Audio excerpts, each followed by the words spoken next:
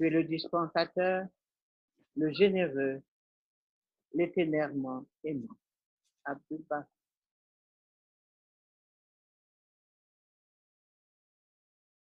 Thank you very much, ladies and gentlemen. A huge welcome to each and every one of you. Hope you're doing well. Hope you've had a fantastic day. We are going to go back into God Passes By, this book that looks at the first 100 years of the Baha'i era. I'm going to give you a quick recap as to what we'd covered in our last session. We had discussed someone by the name of Sayyid Husseini Yazdi. Now, he was this remarkable man who was actually loved by all around him, and we know that Tahirih had died. This Sayyid Hussein Yazdi was a prisoner in the Siyachal with Baha'u'llah. He was also killed by a guy named Aziz Khan Sardar. Very sad story with regards to him. We also know that someone by the name of Haji Solomon Khan, who had previously been ignored for being a Babi, he wasn't attacked. We know that after the attacks that had happened within the Siyachal in Tehran, he has now been called in, he's going to be murdered. He decides, after given the choice of how he should be martyred, he decides to have 9 holes cut into his body, 2 into his chest, 2 into his shoulders, 1 in the nape of his neck, the other 4 into his back. The executioner is slightly scared and doesn't really want to do this, and then he tries to grab the knife himself and says, "I'll do it." And then they're scared that he's going to attack them, and they tie Haji Solomon hands behind his back. They do this, exactly what it says. They put the candles through, and the executioner was absolutely terrified. And he said, "I want everyone to see the glory of my love for my sacrifice." He then goes through the streets with drums playing, with music playing. The executioner says to him, "Why don't you dance if you're enjoying this so much?" And he says, "Absolutely, I will do. I want to get to the square and I want to dance." While he's moving along, candles would fall out of him. He would bend over, put them back in, and you'd hear the flesh and the fat burning from the candles. This is how in love he was. He eventually was cut in half and put up on the gate of Noor for everyone to see, which is what he had decided that he wanted to do. We then go on to learn about what happens in Takur, where Baha'u'llah's house was. We know that there was an attack. Mirza Abu Talib, who was the nephew of Mirza Aga Khan, who was the prime minister at this time. Mirza Aga Khan told him, "Look, don't go crazy, calm down," but he didn't really care. He went into Takur and just plundered all the property he could, stole the house. We then hear about the fact that this is spread now. What has happened has started to spread into places such as Yazd, Nayriz, and Shiraz. So we know that Yazd is here, we know that Nayriz, of course, is down here, and then Shiraz. So these start spreading around. Nabil starts describing some of the atrocities that has taken place. Nabil says that it's much worse than before. We hear about these 40 women and children who are put inside a cave with wood around them and naphthalene, and they're set on fire, they're burned alive. We hear about 200 heads being put on lances and taken from Shiraz to Abadeh. So from here, going up to Abadeh. We then hear about these 300 women who were put 2 by 2 on unsaddled horses, almost naked, and they're basically marched through until they see their husbands' decapitated heads, and they're taken through and they're made to bear witness to this horrible atrocity. Nabil says that this is disgusting. In the Igan, it's written that the whole world marveled at the manner of the sacrifice of these Babis. Such were the atrocities, the horrendous atrocities. We then touched on a hadith, which is in the Kitab al-Bihar. Remember this book of traditions, of prophecies that involve the coming of the Qa'im. And in there it talks about how heads will be exchanged. People will be burnt, martyrs will be slain, and the blood will actually be the thing that nourishes the soil. So these things are all talked about. We also hear Godus making reference to something that the Prophet Muhammad, peace be upon him, said, where he says words to the effect of, "I wish I could see my brothers, blessed are we, blessed are they, greater is their blessedness in that day that comes." And it's talking about this day now, which is quite a touching thing that Godus brings up. We then understand that Abbas Quli Khana Laranjani, the person who shot Mullah Hussein when Mullah Hussein's horse got tangled in the rope, he then writes to Prince Ahmad Mirza and says to him, "Had you have seen what I saw, you would see that that was like Karbala, and also that Mullah Hussein was like Imam Hussein." So he makes this reference and says it's crazy what had actually happened there. We then hear about some of the atrocities that happened to those people who rose against the Bab and the Babis. We hear about Muhammad Shah, the king who had all sorts of maladies that had come to him, and he then passes away. We know that Haji Mirza Agassi, who's known as one of the antichrists of the Babi revelation, he had died within 1 year and 6 months. He died in poverty, absolutely diseased, came to nothing. The next prime minister, Mirza Taghi Khan, who was responsible for a lot of these the killings that had taken place, like the three major battles that took place in Fort Sheikh Tabarsi, that took place in Zanjan, that took place in Nayriz, the 7 martyrs of Tehran, and the execution of the Bab. He's the prime minister in charge when all of these things are going on. We know that he is killed by the king's orders in a bath in Fin near Tehran. His veins are slashed open. Absolutely horrible. We know that Hussein Khan, who was the governor of Shiraz, who had the Bab ordered to be slapped in the face, he again ends up with absolute nothingness, goes into oblivion. The Sayyid Ulama, if we remember, this is the guy who tore open his neck, who argued with Mullah Hussein, and basically as Mullah Hussein was trying to go from Mashhad to the Jazireh Khazra, the verdant isle, which would end up being the fort of Sheikh Tabarsi. This man from Babul, or Barfrosh as it was known, the Sayyid Ulama, the head Ulama, he ends up having a horrible death where he has uncontrollable thirst and he's got these chills, and his house eventually is in such disrepair after people start going in, it ends up being the local tip, the local refuse tip. Now, this guy had caused a lot of problems. He'd constantly been against Mullah Hussein, and he's the one who ends up killing Quddus. When Quddus is returned to Babul Barfarush and we hear about his wedding, he's the one who's in charge and causes the death of that. We hear about the Mu'tamed referring to the Mu'tamed ad-Dawla, who was the governor in Esfahan. Now, this is the governor Manusher, who was actually very favorable to the Bab, wanted to help the Bab out, but as the Bab prophesied, he would be dead in 3 months and 9 days. So we lost out on the help from him. We also studied a little bit about Mahmud Khan Kalantar. Mahmud Khan Kalantar is the governor, the person who Tahirih was staying at his house. Remember, his wife was very favorable to Tahirih. So he, 9 years later, is dragged through the streets and is hung. Mirza Hassan Khan, who was the brother of Mullah Taghi, when Mullah Taghi asked for the Bab to be brought from Chehreg to Tabarsi in order to be executed, essentially. He's the one who steps forward. Mirza Hassan Khan steps forward, and lo and behold, he then dies. Mirza Ali Asghar, who was the Sheikh al-Islam, was in Tabriz, and he was the one who, after the Bab had said, I am the one whose name for over 1,000 years we have invoked, he makes this amazing statement and declaration as to who he is. The Sheikh al-Islam, Mirza Ali Asghar, he's the one who then orders the bodyguard to bastinado the Bab and beat his feet. The bodyguard refuses, so he decides to grab the cane into his own hand and ends up bastinadoing the Bab. He soon after is paralyzed, has a miserable death, and his role as Sheikh al-Islam is defunct in Tabriz. We then discuss finally Mirza Abu Talib. Mirza Abu Talib was somebody who went to Takur and plundered the property of Baha'u'llah. He dies a year later. We talk a little bit about the man in charge of the regiment, the 2nd regiment, who was charged with killing the Bab, someone by the name of Agha Jana Khamseh. He, 6 years later, dies when the British drop some bombs. We understand that the first 250 to die of that regiment died in a horrible earthquake where a wall falls on top of them. The other 500 of that 750 regiment, they end up dying as a result of mutiny. They're all shot to death, just like the Bab was, because of mutiny they'd committed.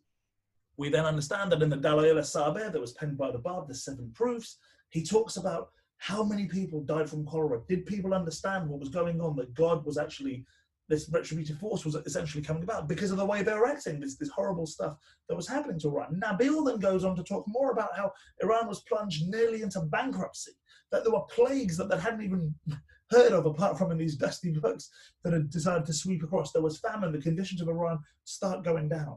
And of course, the Bab wanted to bring the condition of Iran up, a lover of Iran, born and raised in Iran, as were all the Babis, predominantly. We then understand that there were high honors that were upset, people were upset, the ulamas were condemned, and that basically brings us to the end of the chapter that we had studied previously. We are then ready, ladies and gentlemen, to roll into this next period. Remember, there are 4 periods. The first one deals with the period of the ministry of the Bab.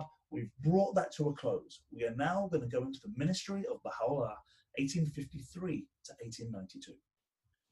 The train of dire events that followed in swift succession, the calamitous attempt on the life of Nasruddin Shah, mark, as already observed, the termination of the Babi dispensation and the closing of the initial, the darkest and bloodiest chapter of the history of the first Baha'i century. A phase of measureless tribulation had been ushered in by these events. in the course of which the fortunes of the faith proclaimed by the Bab sank to their lowest ebb. Indeed, ever since its inception, trials and vexations, setbacks and disappointments, denunciations, betrayals, and massacres had, in a steadily rising crescendo, contributed to the decimation of the ranks of its followers, strained to the utmost the loyalty of its stoutest upholders, and all but succeeded in disrupting the foundations on which it rested.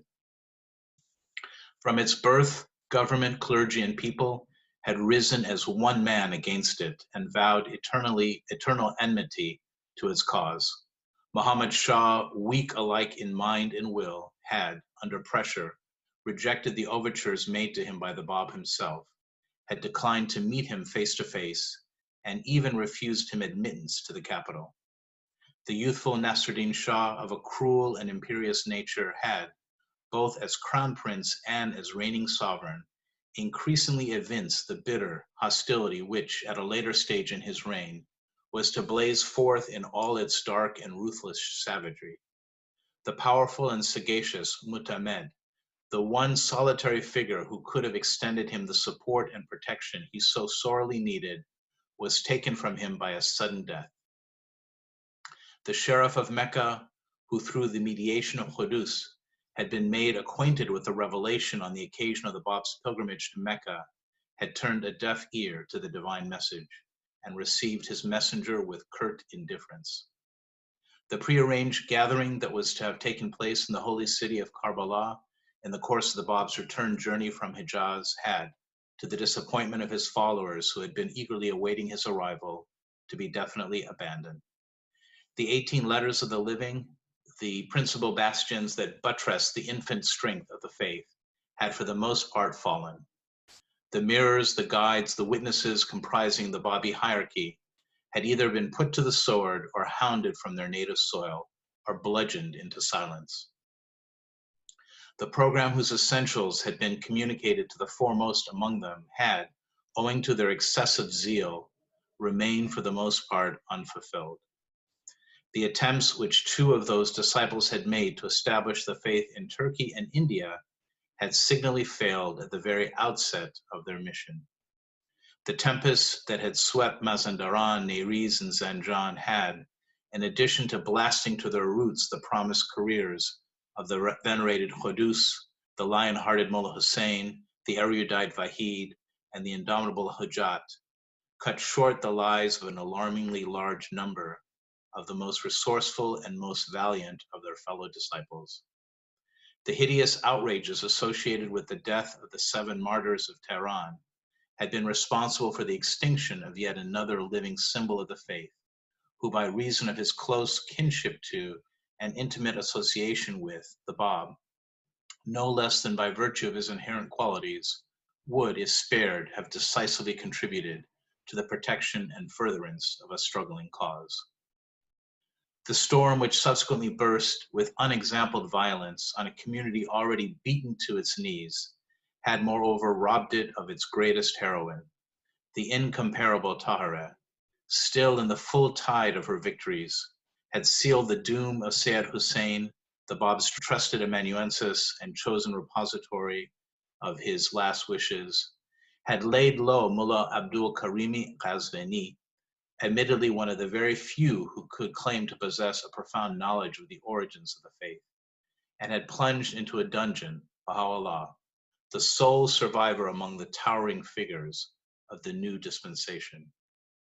The Bab, the fountainhead from whence the vitalizing energies of a newborn revelation had flowed, had himself, ere the outburst of that hurricane, succumbed in harrowing circumstances to the volleys of a firing squad, leaving behind, as titular head of a well-nigh disrupted community, a mere figurehead, timid in the extreme, good-natured, yet susceptible to the slightest influence, devoid of any outstanding qualities, who now, loose from the controlling hand of Baha'u'llah, the real leader, was seeking in the guise of a dervish the protection afforded by the hills of his native Mazandaran against the threatened assaults of a deadly enemy.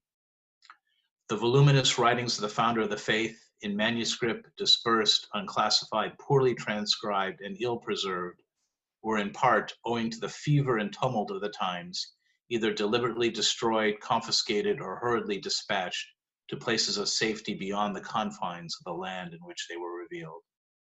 Powerful adversaries, among whom towered the figure of the inordinately ambitious and hypocritical Haji Mirza Karim Khan, who at the special request of the Shah had in a treatise viciously attacked the new faith and its doctrines, had now raised their heads and, emboldened by the reverses it had sustained, were heaping abuse and calumnies upon it. Furthermore, under the stress of intolerable circumstances, a few of the Babis were constrained to recant their faith, while others went so far as to apostatize and join the ranks of the enemy. And now, to the sum of these dire misfortunes, a monstrous calumny arising from the outrage perpetrated by a handful of irresponsible enthusiasts was added, branding a holy and innocent faith with an infamy that seemed indelible and which threatened to loosen it from its foundations. And yet the fire which the hand of omnipotence had lighted, though smothered by this torrent of tribulations let loose upon it, was not quenched.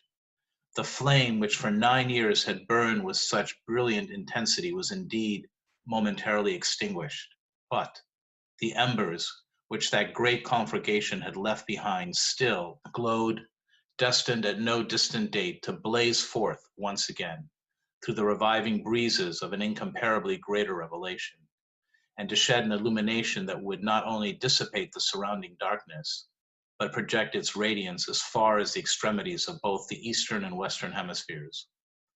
Just as the enforced captivity and isolation of the Bab had, on the one hand, afforded him the opportunity of formulating his doctrine, of unfolding the full implications of his revelation, of formally and publicly declaring his station, and of establishing his covenant, and, on the other hand, had been instrumental in the promulgation of the laws of his dispensation through the voice of his disciples assembled in Badasht.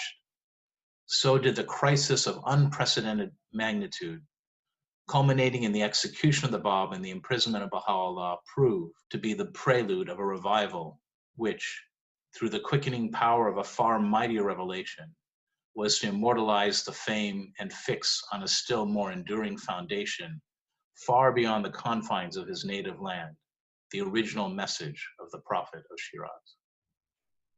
We see that the attempt on the life of the Shah, again, was one of the things that brought about the bloodiest period. The Holocaust basically starts from here. Babis were being attacked, they were being cut into pieces. We know this, there were the 3 big battles, but the Holocaust, essentially, the Babi Holocaust, really starts from this point. The decimation of rank it starts talking about, that starts happening, that government and people started arising against it. Okay, so there was a whole bunch of people from the beginning, from the outset, that were resisting this change. Like there is in any faith, when any faith comes along, people are resistant to change. We know that Muhammad Shah, it talks about the king, had refused to meet the Bab. If you remember, when the Bab was down in Shiraz, the plan was that he would be heading up to meet Muhammad Shah in Isfahan. This was what Mansur Khan, the Mu'tamed, he wrote this letter and was trying to get the Bab to meet the king. However, this did not happen. There was a block put to this, largely due to Haji Mirza Agassi, the prime minister, we believe. Nasruddin Shah, he ended up ramping things up. He started causing more problems, and he was very much against this second Shah that came in. We discussed that in Isfahan, we had Mansur Khan, the governor. We know that he, who was trying to help, he had died. We know that the Sharif of Mecca, when His Holiness the Bab goes on pilgrimage around here, when he goes to Mecca and Medina, the Sharif of Mecca, who was given this epistle, this letter by the Bab to read, it essentially fell on deaf ears. Only 7 years later to someone, Niazir Baghdadi, who... Question, Dave, is that letter that was sent to the Sheriff of Mecca, does that still exist? Very good question. I'm not entirely sure. He'd given Godus, I think, this letter and also some writings of the Bab for him to read, and he didn't really read it. He was too busy, is what he said. He found out later on that actually it was very beautiful and it bore a striking resemblance to the Quran, but he essentially did nothing with it. So I'm unaware if it still exists, to be honest with you. So the Bab, when he returned back from pilgrimage, it was said that he would actually go to Karbala. That was the original plan. So there were some believers, some sheikhs, some Babis who were very much supporting the Bab, who had their faith rocked from this. We know that a lot of the letters of the living had fallen by this point. It then goes to talk about also the mirrors, the guides, and the witnesses, the hierarchy of the Bab. So what are these mirrors, guides, and witnesses? And this is something that was for the Babi revelation, essentially. And you had these, if you like, almost these three stations in a sense of these. You had the letters of the living, and then you had the mirrors that were of the letters of the living. So 19, each letter of the living had its 19 mirrors, and then they had their 19 witnesses or guides. So these are all things that the Bab had spoken about. Now, then they weren't necessarily firmly fixed. The revelation of the Bab, the ministry of the Bab didn't last long enough for these things to really come in. But essentially it was those teachers, those people who were well endowed with the knowledge of the faith. A lot of these people were killed. These people were very able to expound on the teachings of the Bab. So that's what it's talking about there when it talks about the mirrors, the guides, and the witnesses. Then we hear about the failed missions of the people who went to India and to Turkey. Now, I imagine that to be Sheikh Saeed Hindi, someone who embraced the faith and then went back to India. The other one, I'm guessing, because it talks about Turkey, to be none other than Ali Bastami, who was persecuted. I may be wrong, but I think I know when he was in Baghdad, he's then sent to Turkey. So that could be a reference to him. Either way, what we're talking about is people who were trying to teach the message and the rest of it. Things were, in a sense, were going very well, but also in a sense, things were falling apart. So many Babis are being killed. We then hear about obviously the deaths of the likes of Hojat. Hojat has died. Vahid has died. You know, they've been martyred. Mullah Hussein, Godus. How many of these people, Bastami, we know has been sent out. So in a sense, everything seems to be crumbling. The 7 martyrs of Tehran, phenomenal souls who included the Bab's maternal uncle, you know, who was looking after the wife of the Bab and mother of the Bab. He also was perishing. Then we hear about Tahireh has passed away. The great Tahireh, she's been martyred. Sayyid Hussein the Yemenuensis, who was with the Bab in Markul and Shehred, he is also attacked. Mullah Abdul Karim at Ghazvini, he was laid low, it says, and we know that Baha'u'llah was then plunged. After all of this, Baha'u'llah's plunged into this dungeon, essentially, this Siachal, into this prison. Now, where is the leader, Mirza Yahya, Baha'u'llah's brother? He has decided at this point, because all these attacks are happening, where he should arguably step up.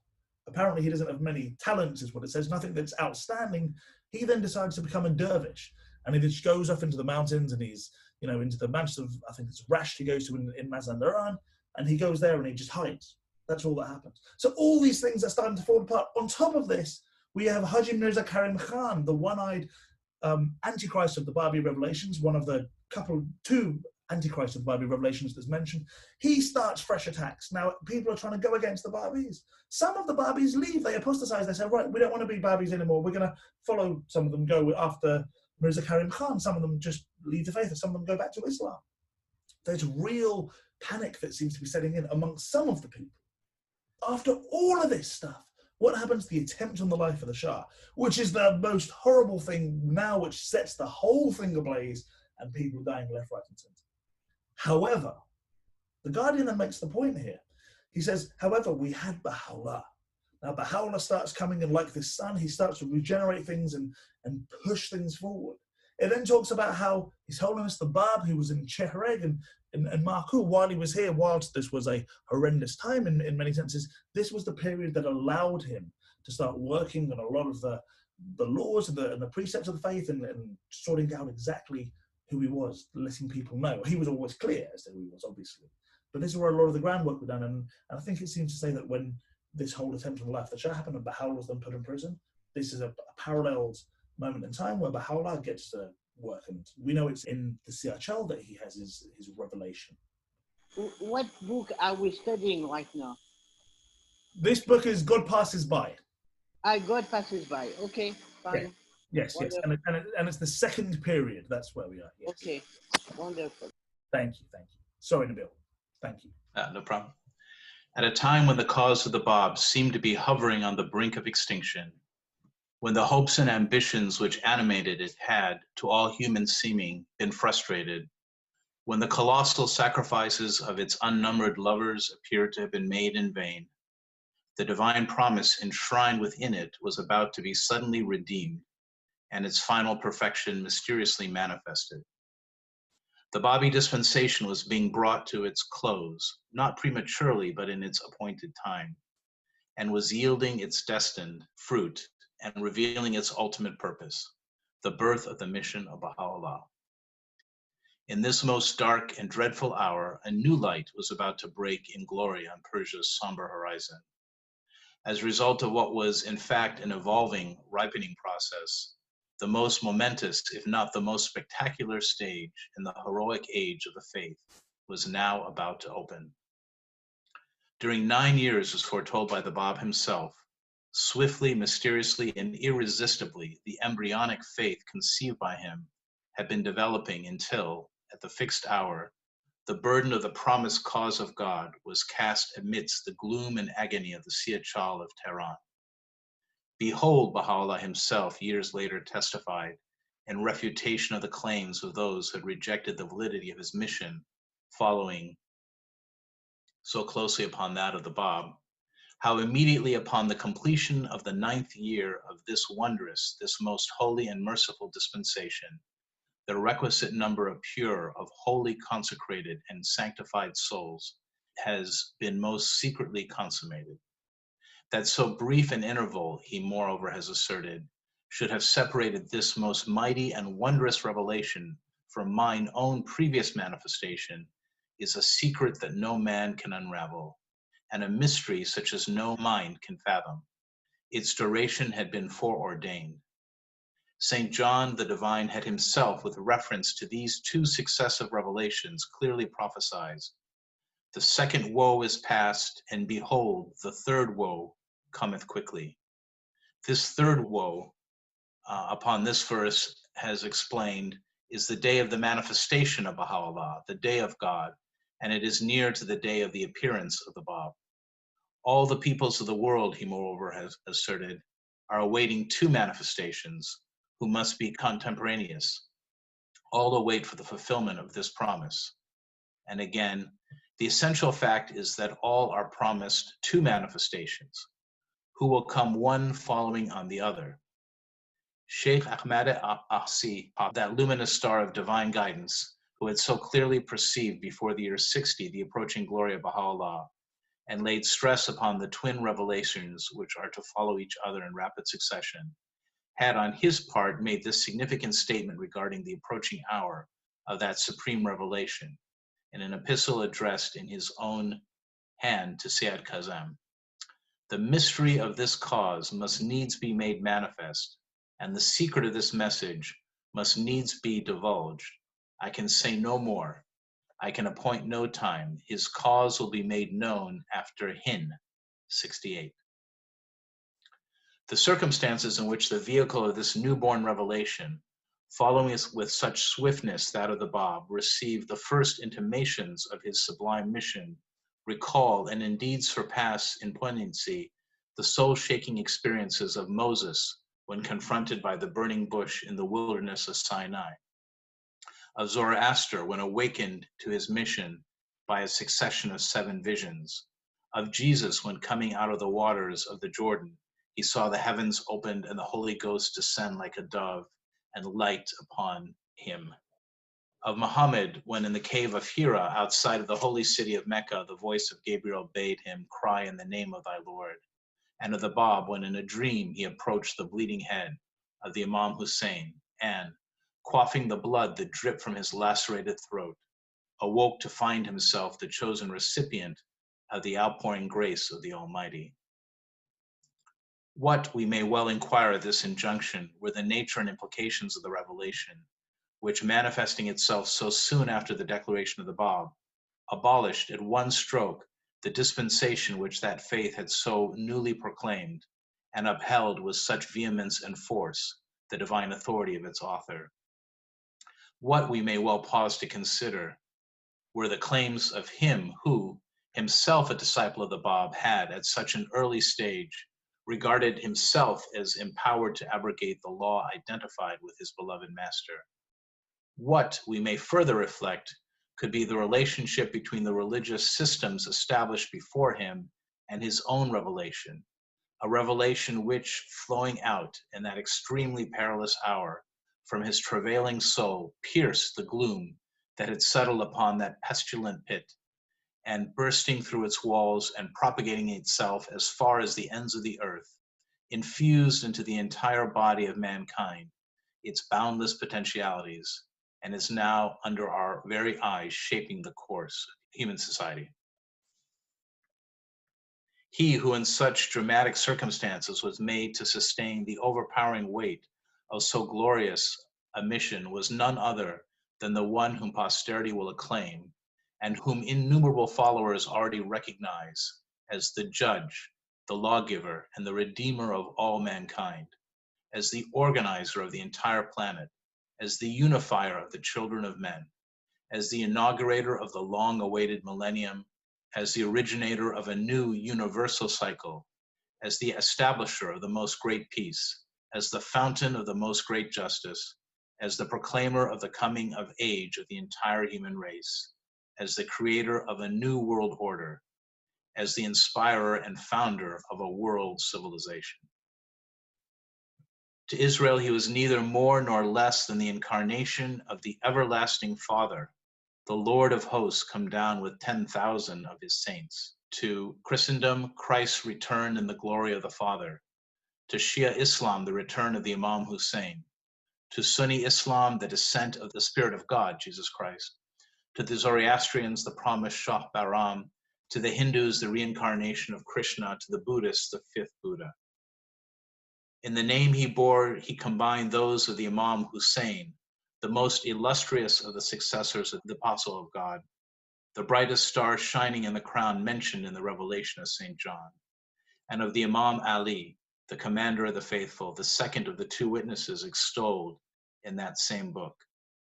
He was formally designated Baha'u'llah, an appellation specifically recorded in the Persian Bayan, signifying at once the glory, the light, and the splendor of God, and was styled the Lord of Lords, the most great name, the ancient beauty, the pen of the Most High, the hidden name, the preserved treasure, he whom God shall make manifest, the most great light, the all-highest horizon, the most great ocean, the supreme heaven, the pre-existent root, the self-subsistent, the day star of the universe, the great announcement, the speaker on Sinai, the sifter of men, the wronged one of the world, the desire of the nations, the Lord of the covenant, the tree beyond which there is no passing.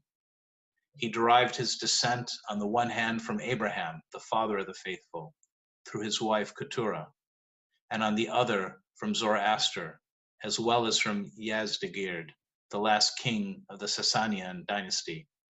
He was moreover a descendant of Jesse and belonged through his father Mirza Abbas, better known as Mirza Bazorg, a nobleman closely associated with the ministerial circles of the court of Fatih Ali Shah, to one of the most ancient and renowned families of Mazandaran. Had you have known you were reading so much, you may have grabbed a drink or two. Thank you. This is so rich and so intense, and to really pick it all apart would probably take a few sessions, and probably with the help of a scholar as opposed to the help of a DJ. However, we understand that we've just said that everything was coming down. Things were looking so bad in a sense that all the letters of the living are gone, it's almost the Bab's gone, countless Babis are being attacked, horrible atrocities where Babis are having their ears chopped off and they're forced to eat them, and their fingernails are ripped and they're blown from cannons, all these horrible things that are happening. However, now we enter the most spectacular stage in the heroic age, the guidance says. Here is coming Baha'u'llah. He's coming out of his majesty. The glory is going to come. It talks about the revelation of St. John. There's 27 books in the New Testament. This is the 27th book. And it's in 11:14, chapter 11, verse 14, you'll hear that the revelation of St. John starts talking about these woes, these three woes that will come to pass. And we know this to be, as Abdul Baha'i explained in some answered questions, he expounds upon this. He says that the first woe was the Prophet Muhammad, peace be upon him. The second woe was His Holiness the Bab. And the third woe was Baha'u'llah. So it makes references to these three woes. And it says that this third woe will come very quickly after the second woe. I have a question, Deb. Why does St. John call them woes? Excellent question, Sandra. In some unanswered questions, Abdul Baha explains this, and he says that there are going to be those people when the manifestation of God comes down who won't believe in them. So for them, this will be a great woe, the fact that they reject them. All revelations that are promised these two stars that are going to come, the guidance says. We even know that Sheikh Ahmad, who was the head of the Shaykhi school, when he's talking to Sayyid Kazem, his successor, he even writes to him and he says that there will be this secondary light that's going to come, this powerful light that's going to appear after Hin, H-I-N. Very interesting, this Hin. This Hin means literally, it means after a while. This is what Hin means. So he says that after a while someone will come. However, of course, things are a lot more complicated. We know that when we look at the abjad system, my favorite thing to look at, we know that the value of Hin, H-I-N, ends up being 68. So this is a reference, if you really were to read and understand it, it's talking about the year 1268. And this is the period when His Holiness Baha'u'llah was in the Siyar Chal. He was in the Siyar Chal. There was 2 months basically in the year 68 when he's here in Tehran. 2 months are spent within 68. And then it switches to the year 69. So it goes to, in the Western calendar, it would be 1852 and then 1853. So it spills over. This is where it changes over. So the next 2 months are in 1853. So after Hin can either mean after a while, as some interpret it, or it could mean after the year 68, after basically once 52 is finished, the year Western year 52, and we're going to 53, that's when it's going to happen. And that's the way that the Babis and Baha'is understand that. So Sheikh Ahmad had also spoken about that. Then we have various quotes that the Guardian pulls out, reaffirming who Baha'u'llah is and what he's come to do. So he's known as the judge, and this is taken from Isaiah chapter 32, verse 22. He's known as the lawgiver, which is in Hebrew 12:23. If you want some of the references for these, the redeemer of mankind. Again, going back to Isaiah 49:26. You can find all of these references, and it's quite fun to do so. So that's 49:26. He's known as the everlasting Father, the Lord of hosts who will come with 10,000 saints. This can be found in Deuteronomy 32:2. So all of these things are there. They're put there, and the Guardian is meticulously going through a lot of these things, and he's talking about how they're preordained, how these things are going to happen from all faiths. We understand that he's the Shah Bahram that the Zoroastrians are expecting. He's the fifth Buddha, the Buddha Maitreya. The list goes on and on and on. He's the return of Imam Hussein. Now, in the Bihar al-Anbar that I talk about, this book of traditions that we've quite often visited, that come predominantly from the sixth Imam, Imam Jafar as-Sadiq and his father Baqir, that here it talks about how after the Qa'im arises, Imam Hussein shall return. He's also called the Spirit of God, I believe, by the Sunnis, I believe, and there are many hadiths that talk about him being the Spirit of God. He's also known as the brightest star, again, going back to the revelation of St. John 12:2. If you look there, you'll see he's known as the brightest star. These are many and manifold, and as I say, we could spend a long time discussing them. It then makes mention of what had been expounded in the Bayan, how it's spoken about. Baha'u'llah, the name is designated in the Bayan, and something we've covered previously. We know that it's the third Vahed of the Bayan, and it's chapter 16. So if you look at the third Vahed, chapter 16, there it specifically mentions Baha'u'llah's name. So there's all these prophecies that are coming out, and the Guardian is going through each and every one of them. And I advise you, maybe when you're at home, just go online and start seeing if you can find where they're from. It becomes really exciting, well, to me anyway, to sort of see where these things are coming from. So I've sort of handpicked some of those to bring this to point. You know, when it says the 1,000 saints, would those be the sacrifices of the people in the Babi dispensation? Very good question. I would guess it would be. All these people that came in a rows, the 1,000 saints would mean that. Yeah, that would make sense. If you look at some of the people, we had phenomenal that came with this revelation. Any other comments or questions? A quick question, Dave. On page 308 of the document, he talked about a requisite number of pure and holy, consecrated and sanctified soul has been most secretly consummated. I'm not sure what it's referring to. That's an excellent question. Yeah, so apparently before the coming of his mission, I don't know if this is a reference to the 361 that had to come to begin with the Bab's revelation of the 18th. I agree, dearest Dave. What you said is perfect, as always, boss. That's right. The requisite number that the wonderful, wonderful lady asked. The idea is that in each dispensation, the next dispensation will not appear until it has attained, as it were, its requisite number of souls, its not requisite number of saints, its requisite number of functions that it had to fulfill. And then at the appointed time, God in his will will send the next one. So the Bab had said that when I have completed the letters of the living, when they have done their teaching work, and as you just said, when the saints had all attained their martyrdom, their sanctification, then the next one will appear. So I think it's not a question of just numbering them and identifying them one by one. I'm sure in the future the historians would like to. In essence, it's just that the mission of that dispensation was fulfilled. And as the great Nabil said the other night, in the name of Baha'i is mentioned, and his order will inaugurate what is needed. In relation to an earlier question, I believe, of the very, very aware and awake Sandra, whether the Sheriff of Mecca's tablet is available, the answer is yes, dearest Sandra. And the Universal House of Justice have translated a section of it, a good chunk of it actually, in a book called Selections from the Writings of the Bab. There, His Holiness Bab tells the Sheriff of Mecca, all your life, the purpose of your existence was to worship God. And God sent me. And I came here. And I wanted you to respond. You didn't respond. You know, it's a very moving tablet of the Bab to this Sheriff of Mecca. And I believe that's why the Universal House of Justice translated that section in 1977, and it's available.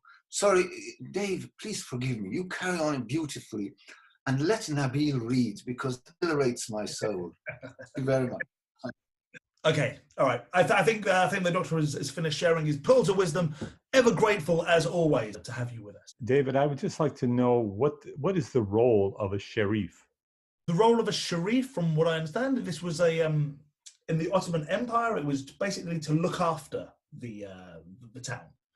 So it was like similar to a governor, I understand, but he was someone who would make sure things were running effectively, that there was justice, and like a town council, but this is a role that he would look after, like a mayor of London may supposedly look after. I think that's what a sharif would do. Because sharafa, it's to have sharaf, to honor. have honor, and sharif is the one who is born with honor, because he is a descendant of the prophet.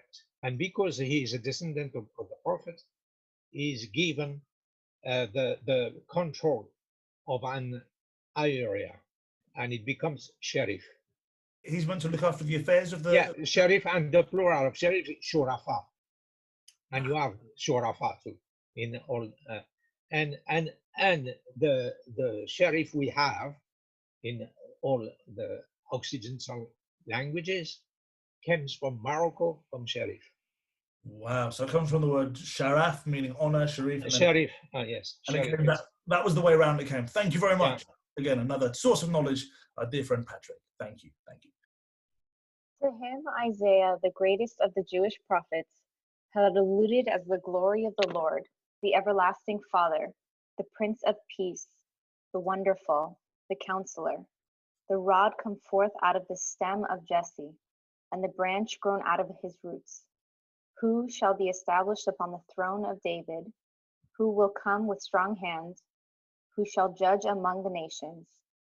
Who shall smite the earth with the rod of his mouth, and with the breath of his lips slay the wicked?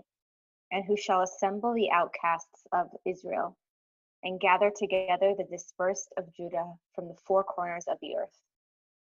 Of him David has sung in his psalms, acclaiming him as the Lord of hosts and the King of glory. To him Haggai had referred as the desire of all nations, and Zechariah as the branch who shall grow up out of his place, and shall build the temple of the Lord. Ezekiel had extolled him as the Lord who shall be king over all the earth, while to his day Joel and Zephaniah had both referred as the day of Jehovah. the latter describing it as a day of wrath, a day of trouble and distress, a day of wasteness and desolation, a day of darkness and gloominess, a day of clouds and thick darkness, a day of trumpet and alarm against the fenced cities and against the high towers.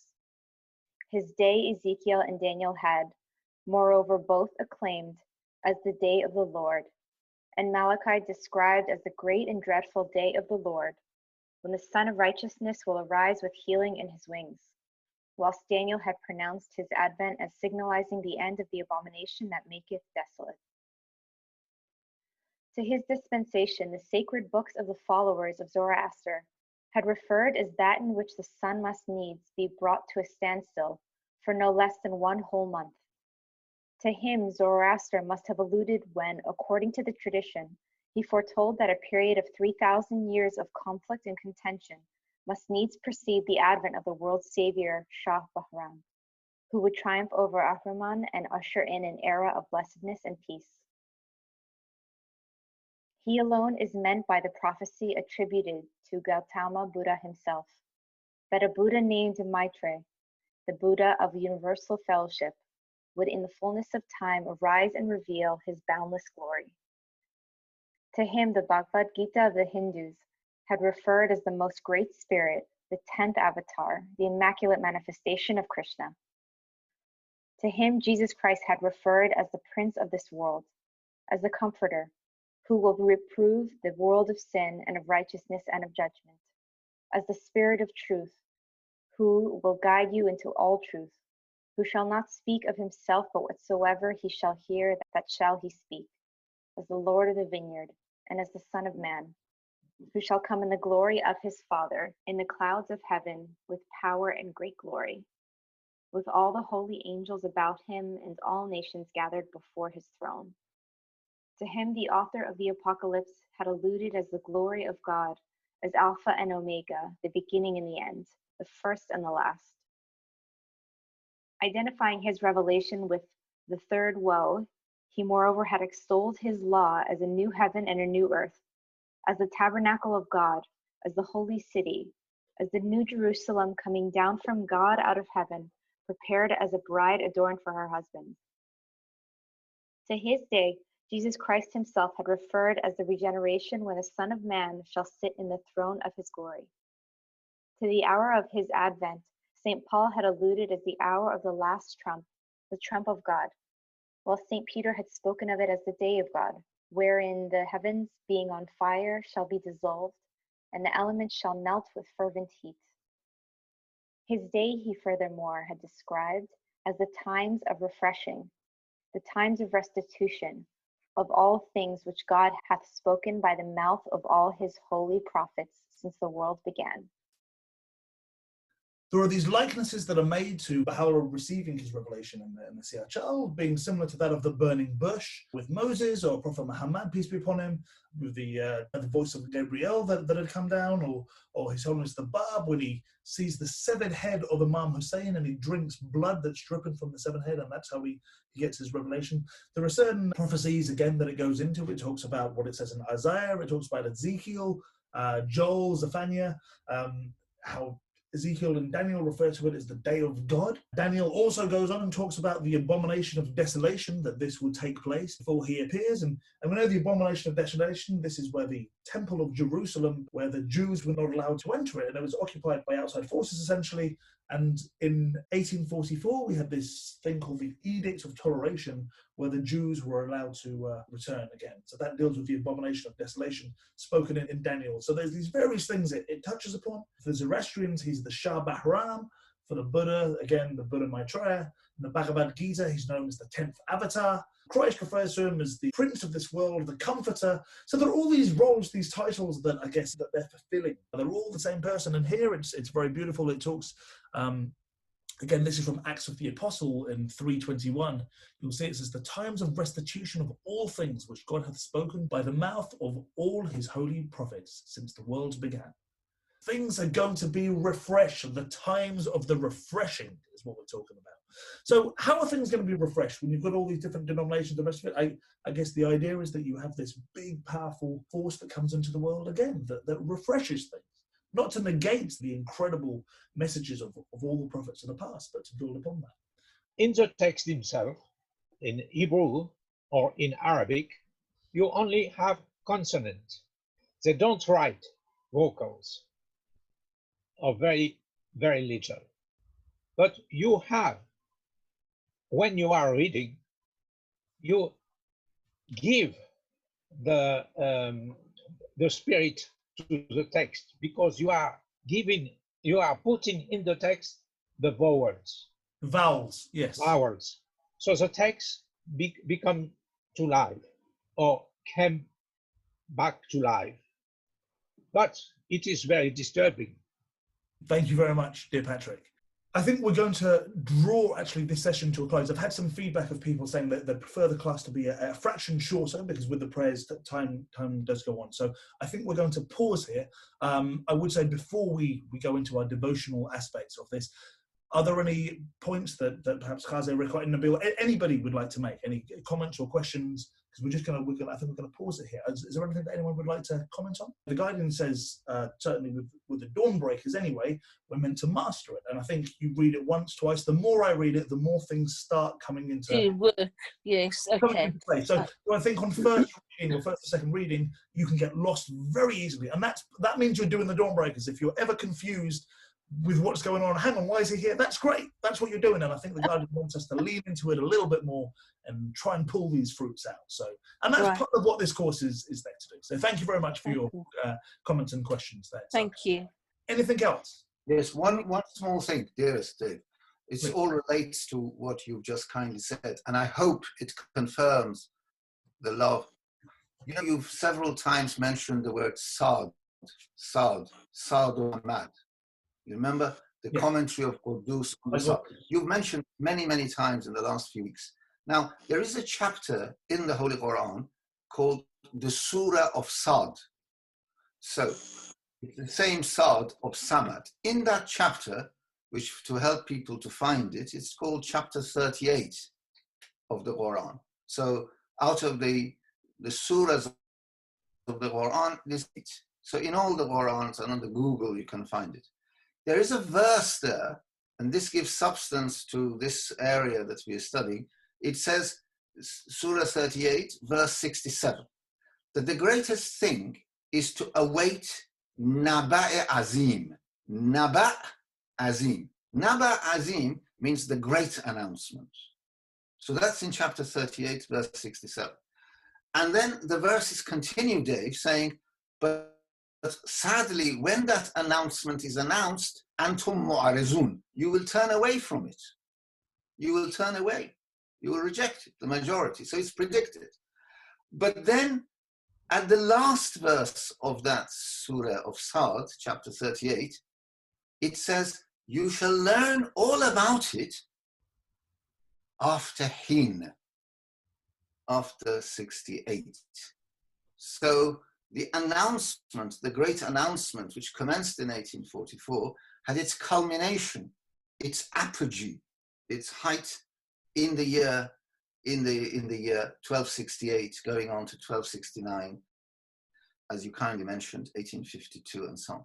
Now, one other thing which all my life I have been amazed by is that in Isaiah chapter 9, he mentions all these names: the Prince of Peace, the Everlasting Father, the Counselor, all these names. But then it says, a child is born whose name shall be called the Everlasting Father, the Prince of Peace. Now, I am interested, obviously, in discussion with all the faiths. We accept all the faiths. But in Christianity, if you think about it, that child being born, Dave, whose name is the Father, it can't literalistically be Jesus. There has to be another child born whose name will be a father. You follow me? It's the sort of logic of relationship. So the Son of Man, or the Son of God, born, but then another child will be born whose name is called the Everlasting Father, the Prince of Peace. When they asked Jesus about your relationship, he said, my Father is greater than me. And if anything, I shall return in the glory of my Father. So the station, the mission of Baha'u'llah, of course, all of them are one in essence. We know that. They're quintessentially one in purpose to unify humanity, to harmonize, and as we say, the House of Justice, to provide interconnection between all humanity. But the interesting attribute, Dave, that is worth thinking of, I first heard it in 1983, now it's quite a long time, really, 40 years it's in my mind, that the child will be born, it says in Isaiah chapter 9, interesting again, chapter 9, chapter 9 of Isaiah, the greatest of Jewish prophets, talks about a child being born whose name shall be the everlasting Father, the Lord of hosts. And then St. Peter and Paul saying, it will result in refreshing. You see, and this goes back to all the prophecies of Islam and the Bible, because in Islam, as soon as they say you're expecting in that Bihar, you have to say, he shall come with a jadid, a new book, kitabin jadid, wa ismin jadid, wa rayatin jadida. He shall come with a new banner, a new name. And then in the Bible, 700 years before that, it says it shall be refreshing. I know it seems that if you need refreshment, Dave, you're probably saying, when is he going to stop? I'll stop there. And the prayers will refresh you, Dave. Thank you very much. Thank you. Look forward to seeing you. Thank you. Thank you very much, Jose, for your explanations. Really, really appreciate it. Whenever you ask a question, suddenly I become alert and awake because they're all so incisive. Thank you. Oh, thank you. Superb. Thank you very much again, Dr. Fanan Hazir. I'd like to thank you all so very much for joining us, ladies and gentlemen. Of course, we will be joining the God Passes By again in 2 days. Dawn Breakers will be on tomorrow. But with your permission, if we could go on to our devotional part, and if somebody would kick us off with a prayer, and then we'll just take it from there. Thank you so much, ladies and gentlemen. I adjure thee by thy might, O my God. Let no harm beset me in times of test, and in moments of heedlessness guide my steps aright through thine inspiration. Thou art God, potent art thou to do what thou pleasest. No one can withstand thy will or thwart thy purpose. The Bab.